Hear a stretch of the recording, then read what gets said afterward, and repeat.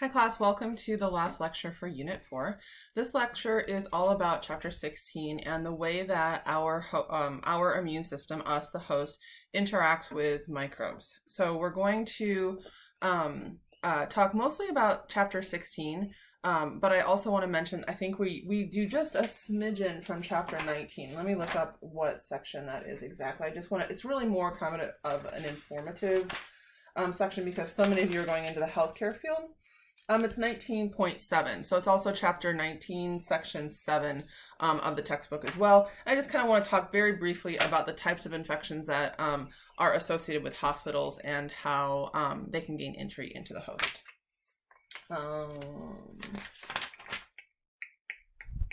Yeah. Okay. All right. So let's go ahead and get started on this lecture.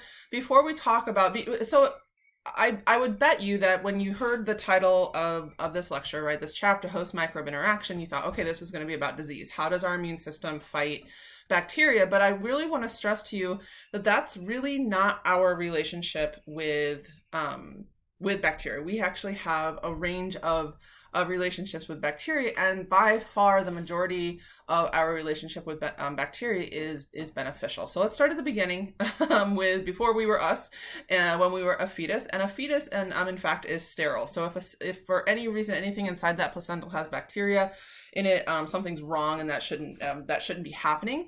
So as soon as that placental barrier is broken, we start to have colonization, and this happens during delivery. We'll find out here. I want to show you a quick video that I want you to watch on this very thing, of course. And then as soon as the baby's handled, there's a popular therapy. If any of you have had a baby recently, it's called kangaroo therapy, where they essentially encourage parents and I think family members to make skin-to-skin contact with the baby. So you're basically inoculating the baby with your bacteria. And then of course babies put everything in their mouth. Babies, children. Actually, I guess that never really ends. But they get these bacteria from the things that they eat, their environment, and so on. So the flora, we kind of transition the kind of bacteria that are found on us and in us over time. So we go from being completely sterile as a fetus to being introduced to bacteria the first time during birth. And then typically in our, let me just see if I have I want to see where I'm at here. Okay. So typically in a baby, the baby's microbiome, basically the bacteria that are present in a baby are fairly consistent from birth to about a year. And then from year 1 to year 2, they slowly transition. And by the time you're like between 2 and 3, that baby's bacteria, the profile, the types of bacteria that are present on and in that baby they fairly closely resemble that of an adult. This is also why, again, if you ever had a baby or had to handle or deal with a baby, this is why babies, like little babies, like infants up to a year old, take like cute little poops. And then as they grow up, as they get past, over the age of 2, you become convinced that the devil lives inside your child's butt, and they just these disgusting poops, because what's happening is their digestive system is changing, and it's also of course diversifying as they're eating more and diverse foods, but it's also because of the bacteria that live in their gut and are changing dramatically from birth to about the age of 3. It's also important to point out that the kind of bacteria that live on us and in us change a lot. So remember that we are complicated tubes, that anything from mouth to anus is also considered external environment. And therefore, we should expect to see bacteria there. So when I say on us and in us, what I'm trying to say is our external environment, really. So we really should not have bacteria in our internal environment. So anything that breaches that epithelial or epidermal layer is considered inside, and that's not where bacteria belong. But we certainly have lots and lots of bacteria, both in our gut and on our skin and in every orifice of our body. And more interestingly, we find specific bacteria colonize specific areas of our body. And this makes sense, right? I mean, think about the kind of bacteria that can live on your skin. They like high salt environments. They can deal with dryness. They're probably mesophiles and so on. Whereas Other areas of our body are much more moist. They have different oxygen requirements or oxygen availability, and so on. So it makes sense to think that we have kind of these little ecosystems in our body. So I want you to pause here. I thought about just kind of incorporating the video into this video, but that's going to make this video too long, and then I run the risk of YouTube not uploading it. But I just want to point out a video that I want you to watch really quick at this point, and it's in your it's in Canvas, but I just want to specifically point out it's the one. Where is it? This guy. How bacteria rule over your body. It's the Kyrgyzstan guy. He's the one that sounds very educated and knowledgeable. He's the compliment quiz that you took. Same guy. So he's going to teach you about the microbiome. And again, a lot of it's just informational. And it's very interesting to think about how our microbiome works. So just quick watch that. It's only 7 minutes. And then let's come back to the lecture, because it's very important for students. And again, we've had this very long history of thinking that any germ is a bad germ. I mean, think about the word germ itself has a negative connotation. And so for the longest time, up until, people didn't believe germs existed until about 150-ish years ago. And they certainly didn't believe that they caused disease. And then as soon as that kind of became the predominant idea, there was this kind of sanitized hygiene hypothesis that we can't have bacteria anywhere, and if we have bacteria on us, that can cause disease, and we should have zero bacteria on us. And we, of course, now know that that's not true. We live with lots of bacteria, and in fact, we need these bacteria. They have a commensal relationship with us, which basically means that we don't get a lot of benefit necessarily from them, but we give them a home and it's fine. But we also have a mutualistic relationship with them where they give us benefits. So what are those benefits? Well, I shouldn't say the biggest, but so many of the benefits are that they basically crowd out other pathogens. They use up nutrients. They physically take up space so that those pathogenic bacteria can't gain a toehold. They use up the nutrients. They also secrete some antimicrobial substances to outcompete one another that pathogenic bacteria are somewhat susceptible to.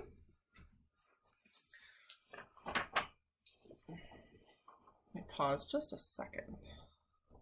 Okay, sorry about that. So a couple other things that bacteria do that really aren't necessarily kind of well known or well understood is that they actually help us digest some food and provide vitamins and nutrients to us. So there's a really some bacteria get a bad shake. A lot of people really disrespect bacteria, and they don't realize that the bacteria that inhabit our gut, particularly our distal gut, basically our large intestine, perform a lot of metabolic functions that we can't do. Remember, that's kind of one of the defining features of bacteria is that they have a really diverse metabolic set of enzymes, and so they can digest nutrients that we can't, and then they provide those nutrients to us. I want to say vitamin K is an essential vitamin that we can't make ourselves. Bacteria provide that for us. They also, bacteria, interestingly, and I kind of mentioned this with the babies, bacteria also teach us what we should tolerate. So what happens here is it kind of educates our immune system and teaches our immune system what's dangerous and what's not dangerous. And that happens through that mucosal associated lymphoid tissue in our gut. And this is one of the reasons why, if you've ever heard, like maybe your pediatrician or whoever say that, let your baby, chew on their fist or put a rock in their mouth or, whatever, how you're always like, don't touch that. Don't put that in your mouth. And some scientists hypothesize that there's kind of an evolutionary, an evolutionary benefit to doing that, because what's happening is by swallowing those bacteria and putting them in their introducing those bacteria into their stomach, the baby's kind of teaching its early immune system what it should get used to. This is called the hygiene hypothesis, and this is still very shaky ground. Like, there's not a lot of really good science out about this yet, simply because we can't that science is complicated and finding a for sure answer is really hard. But there's a lot of strong evidence that show that children that grow up in very clean environments and environments that are devoid of any type of bacteria or antigens or potential allergens and so on are actually more likely to grow up with allergies and some types of autoimmune diseases than others. And this is actually so again, it's hard to get a comparative data set, like, you know, what sample are you going to pick? We can't just like take babies away from their families and have some of them grow up on a farm and some of them grow up in a, you know, in a sanitized bubble. It doesn't work that way. So we can't really do these experiments. But if you look at children that grow up at like say farms, children that grow up on a farm, like they just don't have allergies, period. And there's the occurrence of allergies on children that grow up in a rural area where they're around a lot of animals and a lot of growing plants and pollen and so on. They don't get allergies. And so some scientists hypothesize that basically early exposure to those antigens help train our body and tell our body that they're harmless. On the other hand, we have bacteria that can be considered an opportunistic pathogen. So we have bacteria that are maybe, say, in our mouth or on our skin. And if those same bacteria got into our bloodstream, they would cause a problem. Or if we were to become immunocompromised, for example, they would then present a further problem. So we have yeast, for example, that's growing in our mouth. If we were to become immunocompromised, we could get a thrush infection. That's a very common secondary infection in advanced HIV patients, for example. So there's also this idea that bacteria, kind of the right bacteria in the right place are good and beneficial for us, but the wrong bacteria in the wrong place can be more harmful. Why aren't you advancing? Come on. There we go. Okay, so here's a really cool question and associated video that if we were in class, we could talk about, but I just want to kind of throw this out there for you to think about. And I'll talk about it just a little bit after you watch the video. So there's some strong evidence that babies that are born via C-section have, did I say strong evidence? I shouldn't say strong, it's some controversial. It's actually controversial. It's intriguing. There's some intriguing evidence that babies that are born via C-section have higher risk of developing chronic immune disorders later in their life and some types of allergies. And of course, the difference between a baby born via C-section and a baby born vaginally is that their introduction to, a C-section is a very, very sterile process, right? We don't want any bacteria being delivered anywhere near that incision and that entire process, because of course we are breaking the mother's immune barrier, all over the place, and we'd expose the mother to a lot of risk that way, and we don't want to do that, of course. So babies being born via C-section have an extremely sterile birth process versus babies that are squeezed out their mom's vagina, right? They are, the birth process itself can take sometimes hours, and that long process, that entire time, bacteria are getting shoved in the baby's eyes, up the baby's nose, in the baby's ears, up the baby's butt, and so on. And so there's this hypothesis that says that basically this is your first inoculum. The mom's vaginal assembly of bacteria that are in the mom's vaginal canal are the kind of the pioneer bacteria that are going to inoculate and guide that baby's microbiome development over its first year. So again, here at this point, I want you to pause the video and watch this. This is actually a really cool video. I like this one. Again, it's also the links in Canvas, and I just wanted to show it's this guy right here. So he talks about, he interviews a doctor, I think at NYU, that is doing a study that is introducing, so what is it called? There you go, Microbes for Mom, vaginal birth versus C-section. So she's doing a study that is tracking, it's kind of an odd story. I'll let you watch the video, but basically she inoculates babies that are born by C-section, and she's doing this longitudinal study to see if they are at risk of developing these same chronic diseases as babies that are born vaginally. So it's a kind of a cool video, and it makes you think about the birth process and cleanliness and the whole thing in a little bit different way. So check that video out really quick. Okay.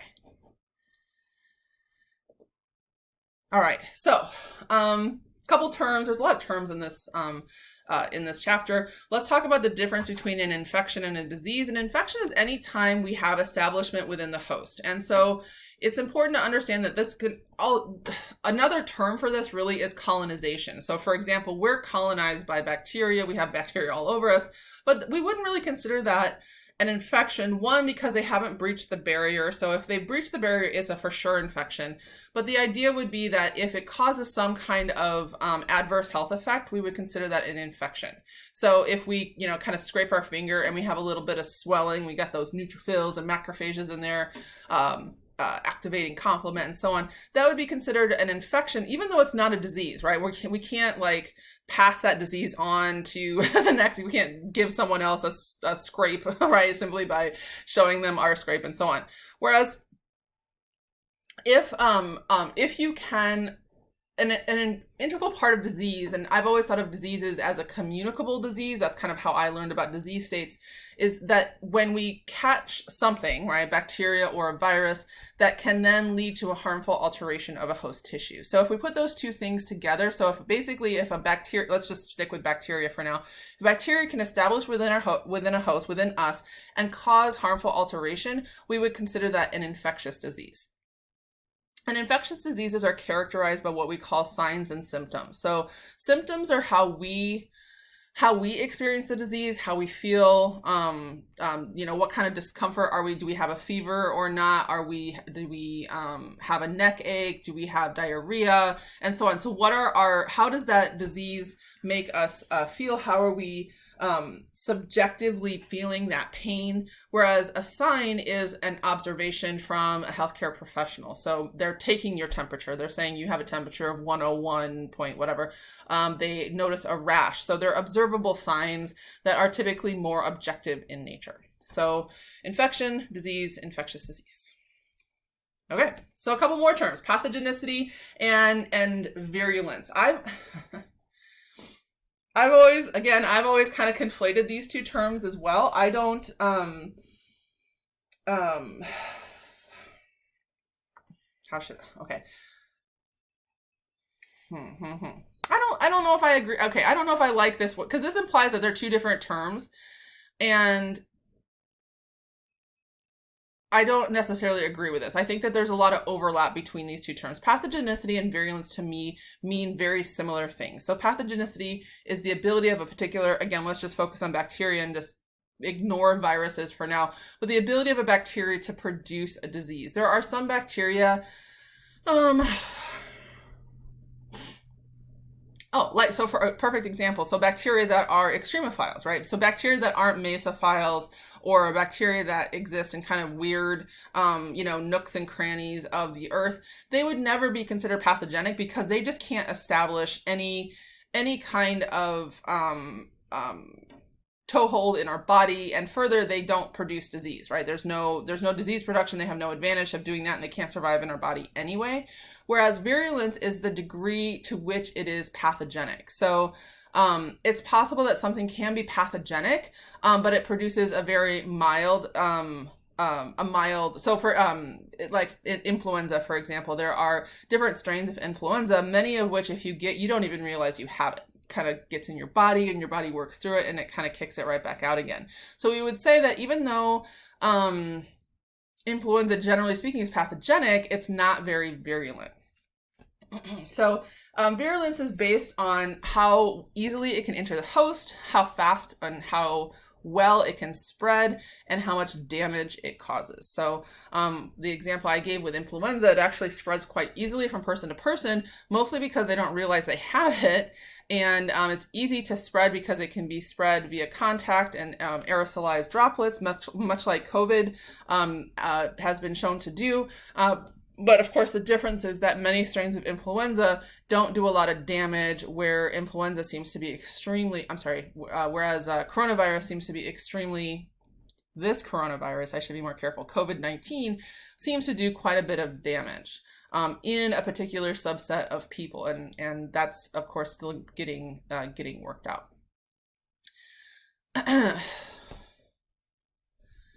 Many bacteria, actually, to be fair, viruses do this too. It's called, what's the word for it? It's in your book. Let me see if I can find it. Balanced pathogenicity. Yeah. So a perfect example of this is HIV, actually. So when HIV first became viral, when it had this rapid spread, it was very deadly. And there's lots of reasons for that, lots of social reasons, lots of medical reasons, but it was also a very highly virulent strain of HIV. And what happens with viruses, and what we really hope it happens with COVID-19, of course, is that as they progress through a society, or through a population, I should say, it becomes less virulent. And there's some interesting kind of epidemiological factors for this, but essentially what happens is bacteria and viruses, they don't want to kill their host, right? This is kind of a side effect, and think about it, if you're a bacteria and you kill your host, you're going to die too. So really the best type of bacteria and viruses are the ones that we don't even realize are there, right? Are certainly the best for us, right? And that increases their own survival as well. So it's only some pathogens that are truly highly virulent, in which only a handful, so a very small exposure, a very small amount of these bacteria or the viruses can cause disease or cause adverse effects. So again, naturally working its way through a population. And in the case of HIV, this took years. So if you look at the strains of HIV that are around now, they're much, much less virulent than the ones that were around in the 80s. And this is again, a normal thing for a virus to do. Let's cross our fingers that COVID-19 does this as well. Bacteria also do this.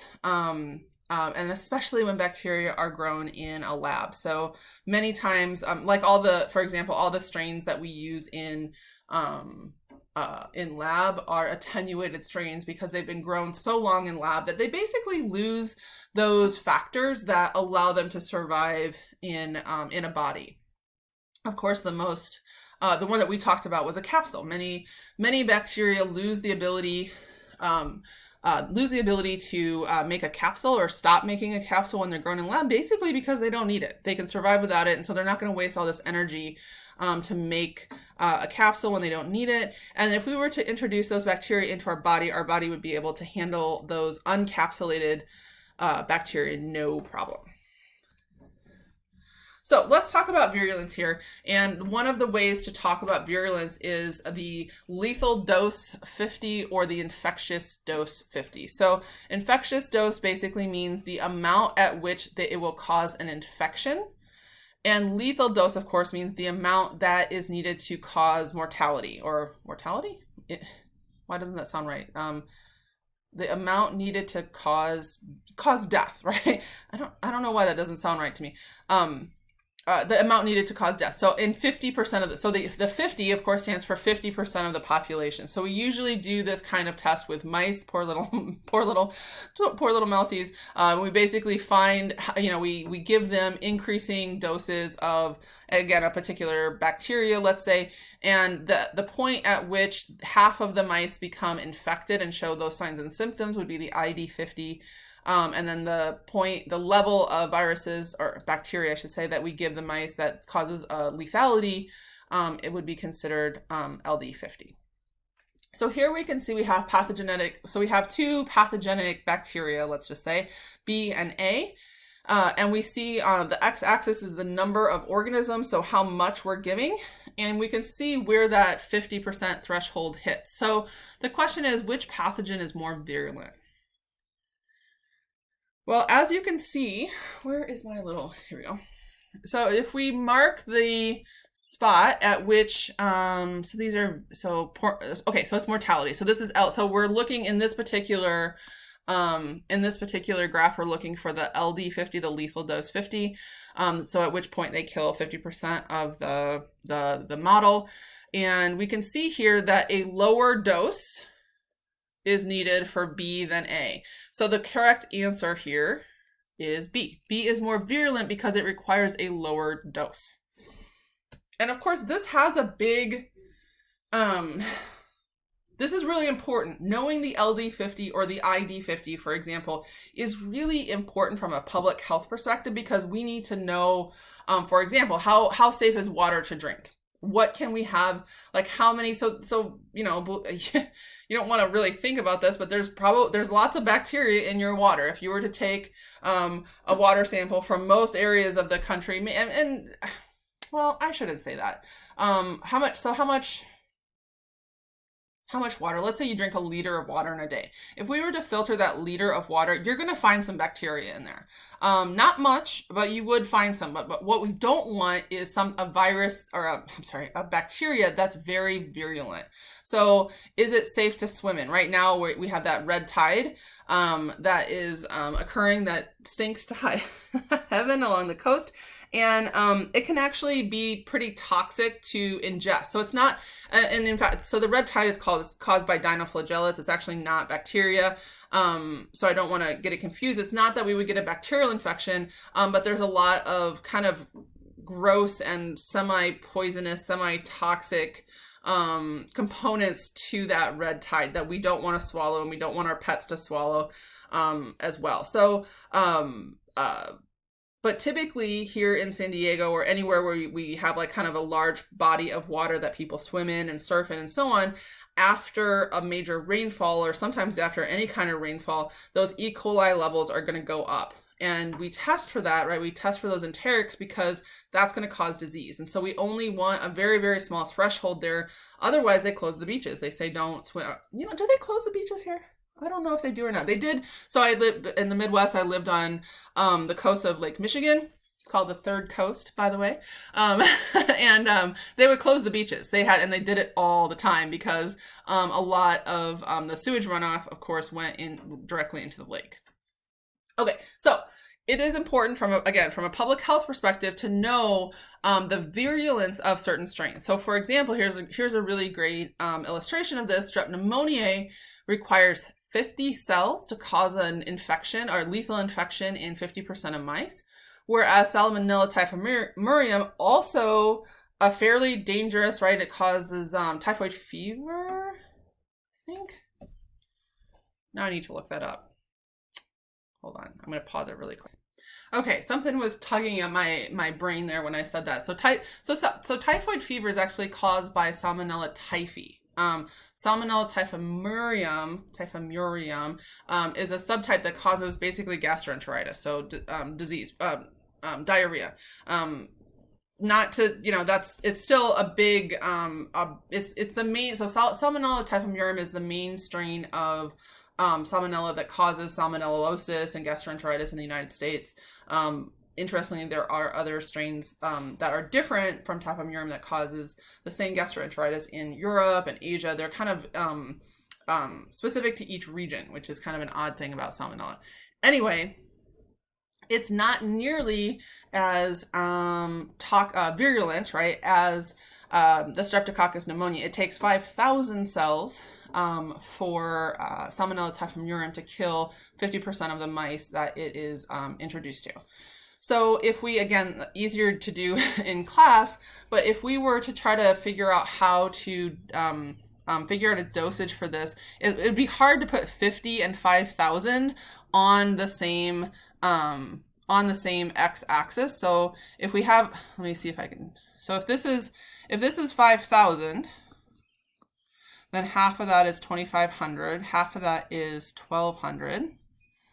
Half of that is about 600.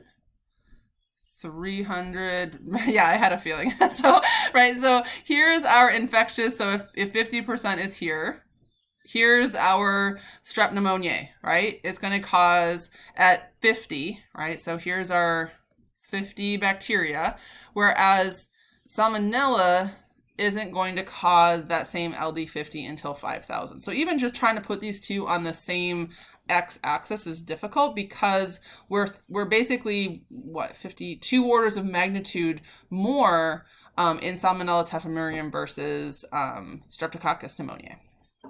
important to understand the virulence of different bacteria. Sometimes with some bacteria, it is the smallest dose possible, and 50 bacteria. I mean, think about, I don't know if you remember when we did that standard plate count and you took, just the tiniest little amount, like basically a drop of that media, and it had, a billion, I think it was like 9 billion bacteria in it. So with Strep pneumoniae, 50 bacteria can cause death in mice.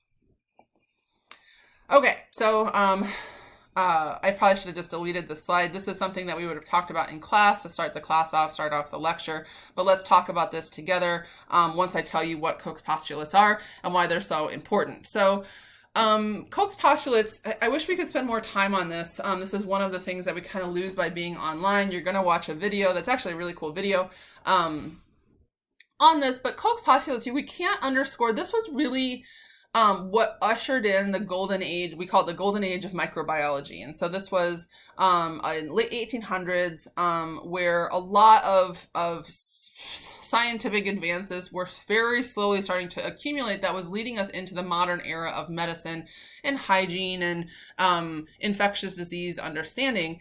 And Koch's postulates were an integral part of that, because you have to appreciate that up to this point, disease, the causation of a disease, the cause of a disease was all over the place. Most people thought it had something to do with bad spirits, or you did something wrong to God, or just some kind of superstitious reason for getting a cold or getting an infection or some such. And so Koch's postulates, along with other work at the time, was really the first time that scientists and researchers, of that era were saying, no, we need to have a set of rules, and we need to understand we need to have a stepwise process of showing this is what's causing this disease and this is why it's important. So there's four aspects of Koch's postulates. So the first one is that in every case of the disease, we have to find that bacteria. So if all of the people who have chickenpox, for example, we should be able to isolate that herpes virus that causes chickenpox, for example. We should be able to grow that, I shouldn't give a viral example, let me think of a better, typhoid fever. For everyone that has typhoid fever, we should be able to isolate Salmonella typhi from those individuals. So if not all of them have it, we need to question whether or not that's the causative agent of that disease. Now, we should be able to take that organism, grow it in culture. So take a sample from a diseased host, take that sample and grow the bacteria in a lab, and then take that lab-grown sample and introduce it to a new host, a susceptible host, and it should cause the same disease again. So if we inject that bacteria into a host and that bacteria now gets gastroenteritis or scarlet fever or something other than typhoid fever, then again we have to question whether or not this is a causative agent of typhoid fever.